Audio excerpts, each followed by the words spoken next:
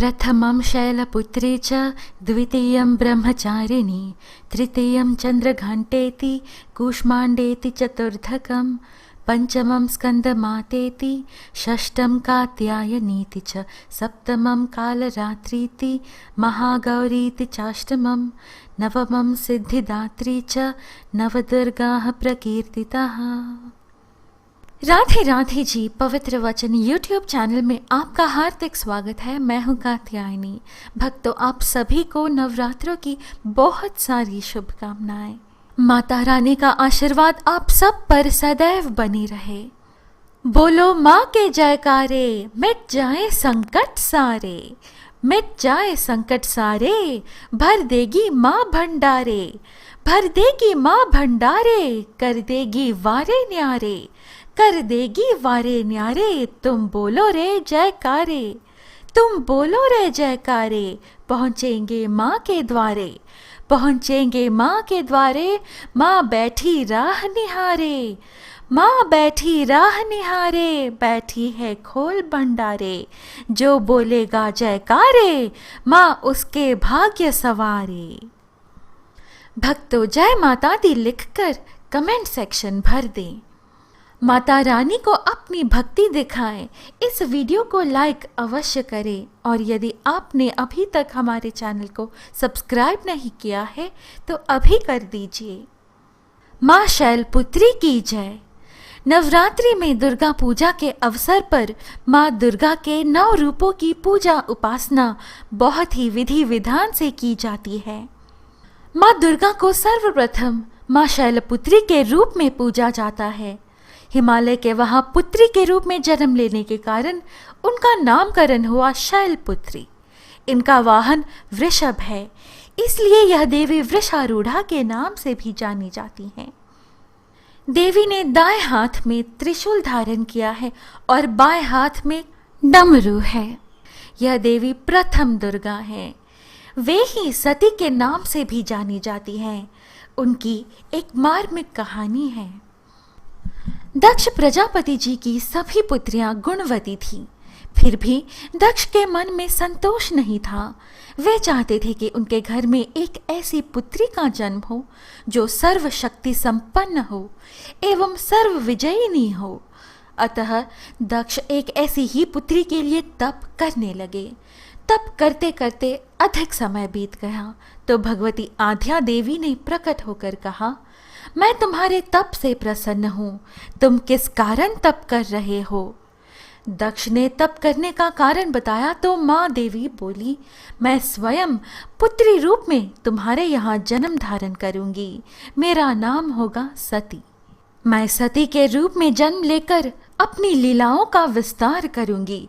फलतः भगवती आद्या देवी ने सती के रूप में दक्ष के यहाँ जन्म लिया। सती जी दक्ष की सभी पुत्रियों में सबसे अलौकिक थी। देवी सती ने बाल्यावस्था में ही कई ऐसे अलौकिक आश्चर्यचकित करने वाले कार्य कर दिए थे जिन्हें देखकर स्वयं दक्ष को भी विस्मयता होती रहती थी। जब देवी सती विवाह योग्य हुई तो दक्ष को उनके लिए वर की चिंता होने लगी। उन्होंने ब्रह्मदेव से इस विषय में परामर्श किया। श्री ब्रह्मदेव जी ने कहा, देवी सती तो माँ आद्या की अवतार हैं। देवी आद्या आदि शक्ति और भगवान शिव शंकर जी आदि पुरुष हैं। अतः देवी सती के विवाह के लिए शिव जी ही योग्य और उचित वर हैं। दक्ष ने ब्रह्मा जी की बात मानकर देवी सती का विवाह भगवान शिव जी के साथ कर दिया। देवी सती कैलाश में जाकर भगवान शिव जी के साथ रहने लगी, किंतु किसी वजह से दक्ष के हृदय में भगवान शिव शंकर जी के प्रति बैर और विरोध भाव पैदा हो गया। एक समय प्रजापति दक्ष ने एक बड़े यज्ञ का आयोजन किया। समस्त देवता उस यज्ञ में सम्मिलित होने के लिए जा रहे थे। केवल भगवान शिव शंकर जी और देवी सती जी को निमंत्रण नहीं भेजा गया था। देवी सती ने भगवान शिव जी से आग्रह किया कि उन्हें भी जाना चाहिए, परंतु महादेव ने कहा कि बिना बुलाए किसी के घर जाना उचित नहीं होता है। किंतु सती पीहर जाने के लिए हठ करती रही। उनकी इच्छा देखकर भगवान शिवजी ने पीहर जाने की अनुमति दे दी। उनके साथ अपना एक गण भी साथ में भेज दिया। उस गण का नाम वीरभद्र था। देवी सती वीरभद्र के साथ अपने पिता के घर गई। घर में देवी सती से किसी ने भी प्रेम पूर्वक वार्तालाप नहीं किया। दक्ष ने भी उनसे अपमानजनक वचन कहे थे। पिता के कटु और अपमानजनक शब्द सुनकर भी देवी सती मौन रही। वे उस यज्ञ मंडल में गई जहां सभी देवता और ऋषि मुनि बैठे थे। देवी सती ने यज्ञ मंडप में सभी देवताओं के तो भाग देखे, किंतु भगवान शिवजी का भाग नहीं देखा। वे भगवान शिवजी का भाग ना देखकर अपने पिताजी से इसका कारण पूछती हैं। दक्ष ने बड़े गर्व से उत्तर दिया, मैं तुम्हारे पति शिव को देवता नहीं समझता। वह तो भूतों का स्वामी है, नग्न रहने वाला और मुंडमाला धारण करने वाला है। वह देवताओं की पंक्ति में बैठने योग्य नहीं है। उसे कौन भाग देगा? देवी सती के नेत्र लाल हो उठे। उनका मुखमंडल प्रलय के सूर्य की भांति तेजोदीप्त हो उठा। उन्होंने पीड़ा से तिल मिलाते हुए कहा, मैं इन शब्दों को कैसे सुन रही हूँ? मुझे धिक्कार है। देवताओं, तुम्हें भी धिक्कार है। तुम भी उन कैलाशपति के लिए इन शब्दों को कैसे सुन रहे हो जो मंगल के प्रतीक हैं और जो क्षण मात्र में संपूर्ण सृष्टि को नष्ट करने की शक्ति रखते हैं। वे मेरे स्वामी हैं। नारी के लिए उसका पति ही स्वर्ग होता है। जो नारी अपने पति के लिए अपमानजनक शब्दों को सुनती है उसे नरक में जाना पड़ता है। पृथ्वी सुनो, आकाश सुनो और देवताओं तुम भी सुनो। मेरे पिता ने मेरे स्वामी का अपमान किया है। मैं अब एक क्षण भी जीवित रहना नहीं चाहती। सती अपने कथन को समाप्त करती हुई यज्ञ के कुंड में कूद पड़ी। जलती हुई आहुतियों के साथ उनका शरीर भी जलने लगा। यज्ञ मंडप में हाहाकार मच गया। देवतागण उठकर खड़े हो गए। वीरभद्र क्रोध से कांप उठे। वे उछल उछल कर यज्ञ का विध्वंस करने लगे। यज्ञ मंडप में भगदड़ मच गई।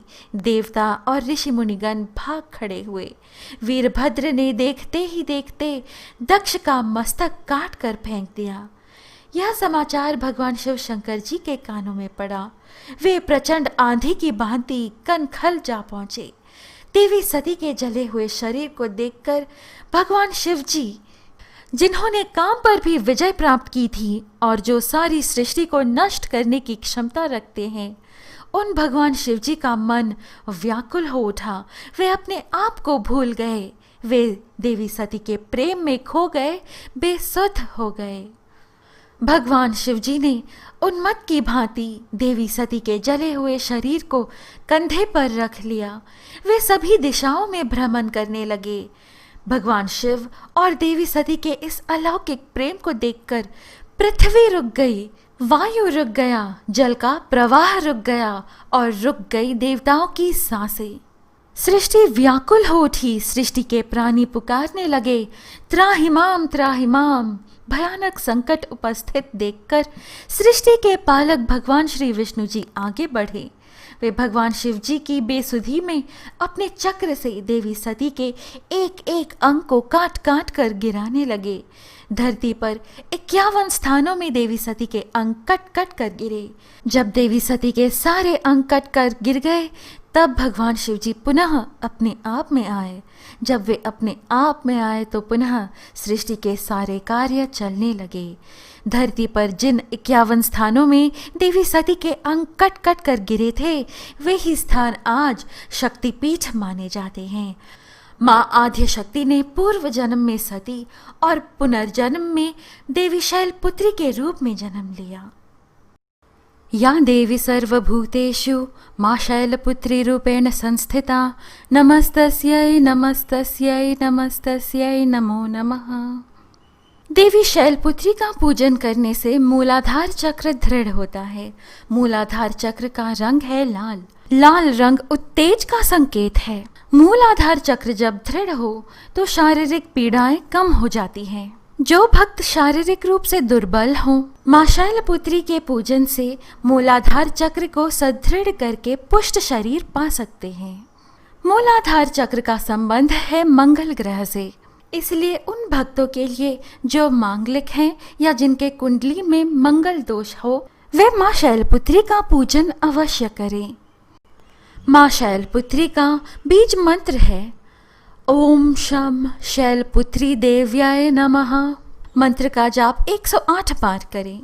अब श्रवण करें माँ शैलपुत्री का ध्यान मंत्र। वंदे वांछतलाभाय चंद्रार्थकृत शेखराम वृषारूढ़ा शूलधराम शैलपुत्री यशस्वनीं पूर्णेन्दु निभां गौरी मूलाधार स्थितां प्रथम दुर्गा त्रिनेत्रां पटांबर परिधानां रत्नाकिरीटानामालंकार भूषिता प्रफुल्ल वंदना पल्लवाधरां कांतकपोलां तुक्कुचां कमनीयां लावण्यां स्नेहमुखी क्षीणमध्यां नितंबनीम्। अब श्रवण करें माँ शैलपुत्री का स्तोत्र पाठ। प्रथम दुर्गा त्वं हि भवसागर तारिणीं धन ऐश्वर्यदायिनी शैलपुत्री प्रणमाभ्यहम्। त्रिलोचननी त्वं हि परमानंद प्रदीयमान् सौभाग्यरोग्यदायिनी शैलपुत्री प्रणमाभ्यहम्। चराचरेश्वरी त्वं हि महामोह विनाशिनी मुक्तिभुक्तिदायिनीं शैलपुत्री प्रणमाभ्यहम्। अब श्रवण करें माँ शैलपुत्री का कवच। ओंकारः मीं शिरः पातु मूलाधार निवासिनी हींकारः पातु ललाटे बीजरूपा महेश्वरी श्रींकार पातु वदने लावण्या महेश्वरी हुंकार पातु हृदयं तारिणी शक्ति स्वकृत फटकार पातु सर्वांगे सर्वसिद्धि फलप्रदा। भक्तों, यह है आज की प्रस्तुति। हमसे बने रहिएगा, फिर मिलेंगे अगली वीडियो में। जय माता दी।